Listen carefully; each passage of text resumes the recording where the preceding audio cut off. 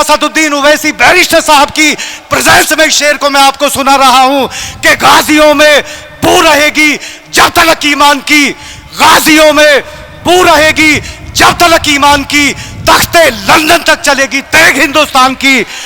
ऐ मेरठ की सरजमीन के लोगों, मेरा लीडर हिंदुस्तान का ऐसा लीडर है कि जिसका सबसे अजीम किरदार है, जो सच बोलता है, जो सब कुछ बोलता है, जो दुनिया की, हिंदुस्तान की बड़ी बड़ी सांप्रदायिक ताकतों के आगे घुटने नहीं टेकता है।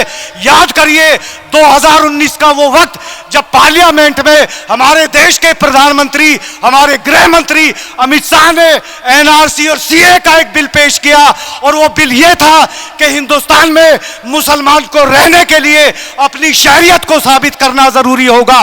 वो हिंदुस्तान में मुसलमानों के लिए सबसे ज्यादा खौफ का दिन था। एक असदुद्दीन ओवैसी नाम का शेर उस पार्लियामेंट में वहां मौजूद था। वहां कांग्रेस के सांसद भी मौजूद थे, वहां समाजवादी पार्टी के सांसद भी मौजूद थे, वहां बहुजन समाज पार्टी के सांसद भी मौजूद थे। और अफसोस तो यह है कि मुस्लिम सांसद मौजूद थे, लेकिन किसी दूसरी पार्टी के मुसलमान सांसद को यह गैरत नहीं पैदा हुई कि वो अमित शाह को टोकता, वो उस बिल की मुखालफत करता। हमारे शेर असदुद्दीन ओवैसी साहब उठे और उन्होंने कहा कि यह बिल संविधान के खिलाफ है और मैं इस बिल की मुखालफत करता हूं। मैं आपको बता दूं कि अतीक साहब की अहलिया यहां प्रोग्राम में तशरीफ ला चुकी है, तो हम इस मेरठ की सरजमीन के तमाम बाशिंदगान उनका खैर मकदम करते हैं। और भाइयों, मैं 1 मिनट में अपनी बात खत्म करके मैं अपने सूबे के कमांडर आली जनाब अलहाज शौकत साहब को मैं माइक दे दूंगा। मेरठ की तारीखी सरजमीन के लोगों, मैं एक बात आपको बताना चाहता हूं।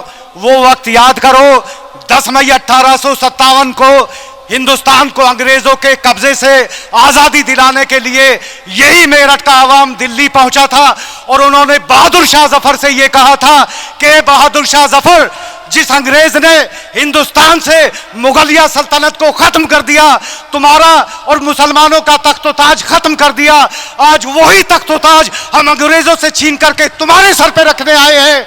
जब बहादुर शाह जफर ने यह पूछा कि इस भीड़ के लोगों से यह पूछो ये कहां से आए हैं, तो उन्होंने कहा था कि हम मेरठ की सरजमीन से आए हैं, हम मेरठ के आवाम हैं और हम अंग्रेजों से हिंदुस्तान को आजाद कराने के लिए आए हैं।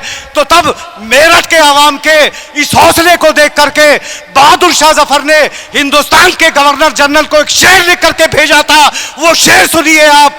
मैं असदुद्दीन ओवैसी बैरिस्टर साहब की प्रेजेंस में शेर को मैं आपको सुना रहा हूं कि गाजियों में बू रहेगी जब तक ईमान की, गाजियों में बू रहेगी जब तक ईमान की, तख्ते लंदन तक चलेगी तेग हिंदुस्तान की।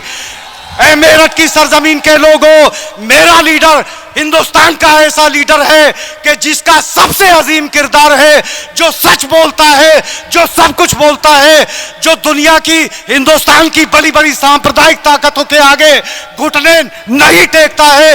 याद करिए 2019 का वो वक्त जब पार्लियामेंट में हमारे देश के प्रधानमंत्री, हमारे गृह मंत्री अमित शाह ने एनआरसी और सीए का एक बिल पेश किया, और वो बिल ये था कि हिंदुस्तान में मुसलमान को रहने के लिए अपनी शहरियत को साबित करना जरूरी होगा।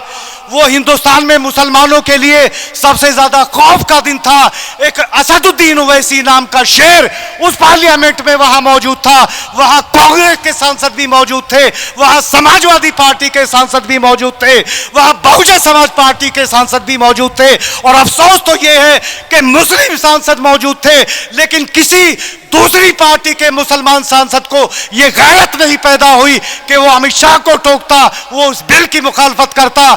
हमारे शेर असदुद्दीन ओवैसी साहब उठे और उन्होंने कहा कि यह बिल संविधान के खिलाफ है और मैं इस बिल की मुखालफत करता हूं। तो भाइयों, हिंदुस्तान में मैं अभी अपना मैं माइक अली भाई को मैं दे दूंगा। मैं एक बात कहा करता हूं, हिंदुस्तान में सिर्फ 2 लोग पैदा हुए हैं जिन्होंने अपनी काबिलियत के दम पर, अपने इल्म के दम पर अपना पूरी दुनिया में लोहा मनवाया है। वो पहला नाम बाबा साहब डॉक्टर भीमराव अंबेडकर का, जिन्होंने पूरी दुनिया के संविधानों को पढ़ करके हिंदुस्तान का संविधान लिखा। और वो दूसरा नाम आज के दौर में बैरिस्टर असदुद्दीन ओवैसी साहब का है, जो संविधान को बनाने की बात कर रहे हैं। एक बात और सुन लीजिए, अपनी बात ये कह के मैं बात को खत्म कर दूंगा।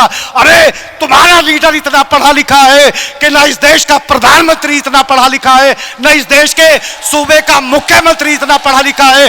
पहले सुन लीजिए कितना पढ़ा लिखा है। अरे मेरा बैरिस्टर, मेरा लीडर इतना पढ़ा लिखा है कि लंदन के जिस इदारे से उन्होंने कानून की डिग्री हासिल की है, उस इदारे से दुनिया के 6 प्रधानमंत्री पढ़ के निकले हैं। अल्लामा इकबाल वहां से पढ़ के निकले, जुल्फिकार अली भुट्टो वहां से पढ़ के निकले, और इंग्लैंड के 2 प्रधानमंत्री वहां से पढ़ के निकले। तो हम मेरठ की इस तारीखी सरजमीन पर आज असदुद्दीन ओवैसी साहब के कदम पड़े हैं, हम उनको सलाम करते हैं, हम उनको सैल्यूट करते हैं।